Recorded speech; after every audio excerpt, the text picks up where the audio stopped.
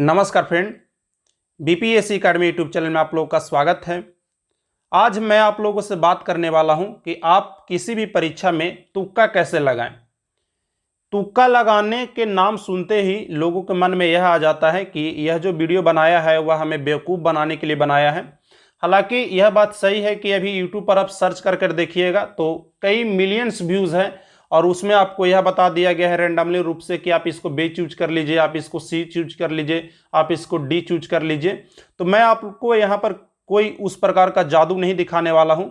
मैं आपको यह बताने वाला हूँ कि आप किन किन बातों को ध्यान रख करके आप कम जानकारी में, या हो सकता है कि आप उस प्रश्न को जानते भी ना हो और कभी आपने उस प्रश्न को पढ़ा भी ना हो, लेकिन आप किस प्रकार से उस प्रश्न के की पॉइंट को ढूंढते हुए आप सही उत्तर का चुनाव कर सकते हैं। मैं अपने बारे में बताऊं फ्रेंड, तो मैंने कई एग्जामों में, जैसे बिहार पुलिस का जब मैं एग्जाम दिया था तो उसमें मेरा ऐसा हुआ था कि मैं 50 से 60 प्रश्न को ही जान रहा था, लेकिन मैंने उसमें 85 प्लस स्कोर किए थे, जबकि काफ़ी अच्छा खासा उसका प्रश्न का लेवल था।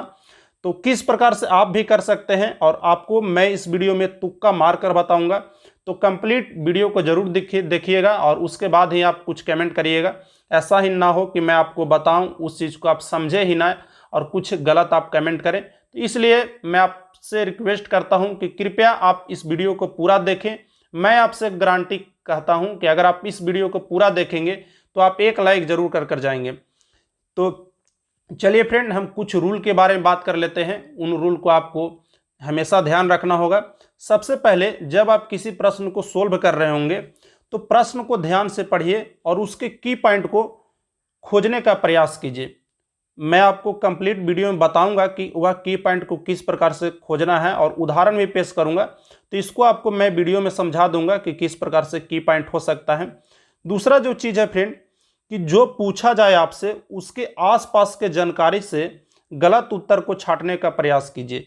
जैसे आपसे अगर पूछा गया है कि भारत का राजधानी कहाँ है, तो आपको भारत का राजधानी कहाँ है यह नहीं पता है, लेकिन अगर आपको भारत के राजधानी के बारे में अगर थोड़ी बहुत अगर आपके पास जानकारी है तो उससे पहले आप उस उत्तर को छांटने का प्रयास कीजिए, जिससे आपको लग रहा है कि नहीं, इस जानकारी के आधार पर यह उत्तर बिल्कुल भी नहीं हो सकता है।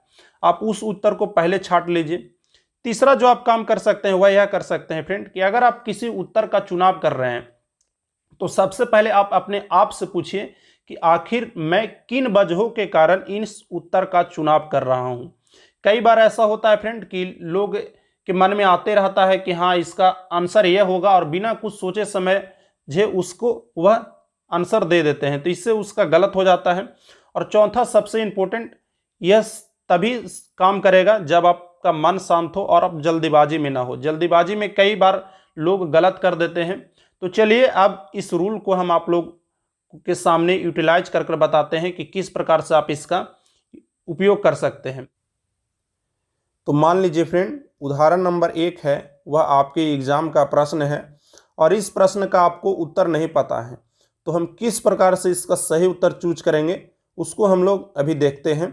तो इसके लिए सबसे जो इम्पोर्टेंट फ्रेंड है वह यह है कि आपका मन है वह शांत होना चाहिए और आप किसी भी प्रकार से ऐसा ना हो कि आपको कोई भी उत्तर नहीं पता हो तो बी चूज कर लीजिए, डी चूज कर लीजिए, ए चूज कर लीजिए, सी चूज कर लीजिए। ऐसा नहीं है, आप जल्दीबाजी में किसी भी उत्तर का चयन ना करें। सबसे पहला रूल।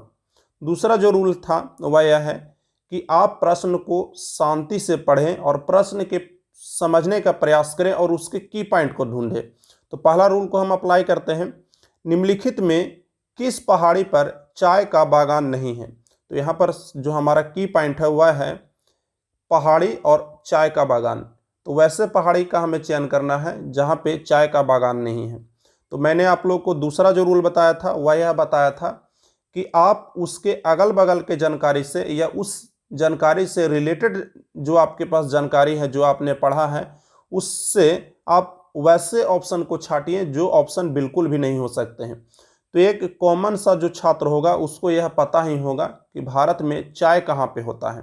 हालांकि उसको यह नहीं पता है कि किस पहाड़ी पर चाय का बागान है, लेकिन उसको यह जरूर पता होगा कि भारत में किन किन क्षेत्रों में चाय होता है, या उसका वह अंदाज़ा तो लगा ही सकता है।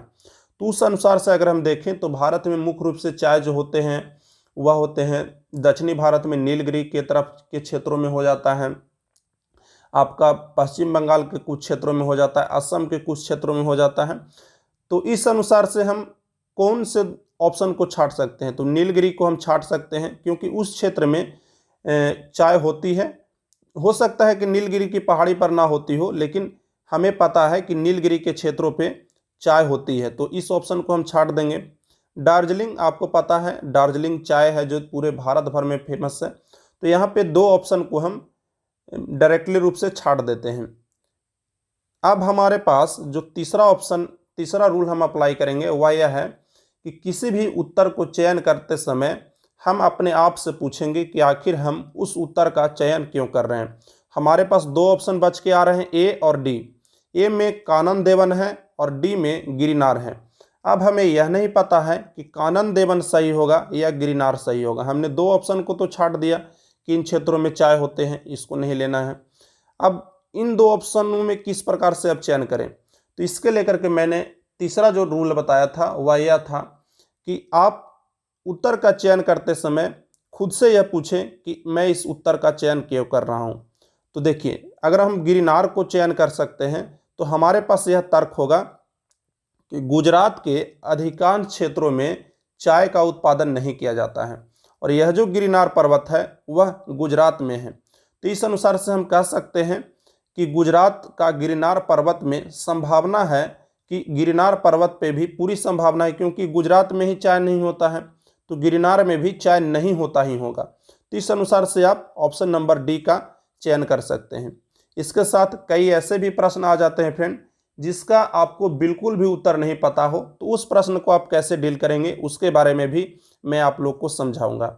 और साथ में आप इस चीज़ को सीखने के लिए घर पे आप प्रैक्टिस जरूर कीजिए। मैं आप लोग को कोई फेक वीडियो नहीं बना रहा हूं कि कोई ए चूज कर लीजिए कोई डी चूज कर लीजिए, मैं आपको तरीका सिखला रहा हूं। तो चलिए हम उदाहरण नंबर 2 को हल करने का प्रयास करते हैं। तो इसके लिए प्रश्न को पहले ध्यान से पढ़िए। भारत के किस राज्य का सर्वाधिक क्षेत्र घने पतझड़ वाले जंगलों से घिरा है। तो यहाँ पर जो हमारा की पॉइंट निकल कर आ रहा है फ्रेंड वह आ रहा है घने पतझड़ जंगल। तो सबसे पहले हम यह देखेंगे कि आपको हो सकता है घने पतझड़ वन के बारे में नहीं पता हो, लेकिन आपको कहीं न कहीं वन के बारे में जरूर पता होगा। तो आप उस बेसिक्स जानकारी का यूज करके आप पहले उन उत्तर का हटाने का प्रयास करें, उन ऑप्शन को हटाने का प्रयास करें जहाँ पे वन सबसे कम हो। तो वन यहाँ पर हम देख रहे हैं कि महाराष्ट्र में आपका वन बिल्कुल नहीं पड़ता है, उड़ीसा में भी वन बहुत कम संख्या में है। तो इस अनुसार से हमारा 2 ऑप्शन बिल्कुल ही कट जा रहा है। तीसरा जो हमारा ऑप्शन है मध्य प्रदेश और छत्तीसगढ़। मध्य प्रदेश में भी बहुत अच्छे खासे वन हैं, छत्तीसगढ़ में भी बहुत अच्छे खासे वन हैं।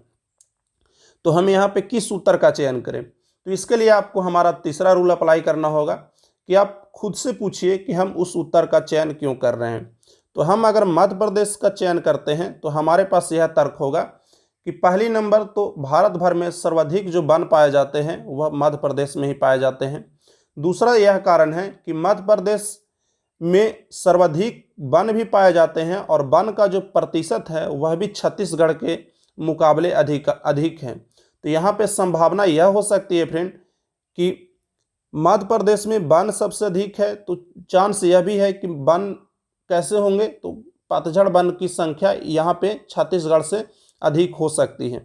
तो इस अनुसार से हम इसका जो सही उत्तर है वह मध्य प्रदेश को चयन कर सकते हैं। तो इस प्रकार से आपको चयन करना है। चलिए अब हम देख लेते हैं कि किसी प्रश्न का उत्तर आपको नहीं भी पता हो तो उसको आप किस प्रकार से हल कीजिएगा। तो जैसे देखिए उदाहरण नंबर 3 कह रहा है डच ईस्ट इंडिया कंपनी ने किस वर्ष अपनी फैक्ट्री पटना में स्थापित की थी। तो इसमें क्या रूल है फ्रेंड, इसमें रूल यह है कि आप सबसे कम और सबसे अधिक वाले अंक को पहले हटा दीजिए। जैसे यहाँ पर सबसे कम क्या है 601 है और सबसे अधिक 1774 है। तो इन ऑप्शन को आप डायरेक्ट रूप से हटा दीजिए। आपके पास अब 2 ऑप्शन बनता है, ऑप्शन नंबर बी और ऑप्शन नंबर डी। ये 2 बीच वाले हैं, यह आपके पास बचता है। तो इन दोनों में से ही आपका कोई उत्तर होगा। ऐसा मैं क्यों कह रहा हूँ, ऐसा मैं इसलिए कह रहा हूँ फ्रेंड कि हमारे और आपके जैसे ही वहाँ पे प्रश्न को सेट करने वाले बैठे होते हैं और उनका भी मानसिकता यही रहता है कि हम प्रश्न को बीच में फंसा कर दें। तो इसलिए वह क्या करते हैं कि छोटे और बड़े को न दे करके वह बीच वाले आंसर का चयन करते हैं। हालांकि इस ट्रिक का आप वहीं पर यूज कीजिएगा जहां पे निगेटिव मार्किंग ना हो और आपको उत्तर देना अनिवार्य हो और आप उस प्रश्न का जरा सा भी उत्तर नहीं जानते हो, वहां पे आप इस ट्रिक को यूज कर सकते हैं। अन्यथा आप इस ट्रिक का यूज करने से बचिएगा। चलिए अगले प्रश्न में हम इसी प्रश्न को देख लेते हैं, इसी ट्रिक को देख लेते हैं। बिहार राज्य में गंगा के किनारे स्थित जिलों की संख्या क्या है? सबसे बड़ा को हटा दीजिए और सबसे छोटे को हटा दीजिए। आपके पास दो ऑप्शन बचते हैं, 17 और 12। इसी में से कोई एक ऑप्शन को चूज कर लीजिए। तो यहाँ पे 12 है, वह सही उत्तर हो जाएगा फ्रेंड। आप इस ट्रिक को जा करके खुद अपने पढ़ाई में या अपने टेस्ट सीरीज प्रैक्टिस करते होंगे, तो वहाँ पे जा करके इसको आजमाने का कोशिश कीजिए और इसको अच्छे तरीक़ा से अपने जीवन में उतारने का कोशिश कीजिए। मैं आप लोगों से आशा करता हूं कि यह वीडियो आप लोग को पसंद आया होगा और इस ट्रिक को जब आप यूज करना सीख जाएंगे फ्रेंड, निश्चित तौर पर आप अगर किसी भी एग्ज़ाम में 5-10 नंबर से छट रहे हैं तो यह आपकी अगले एग्ज़ाम में सफलता जरूर निश्चित कर देगा।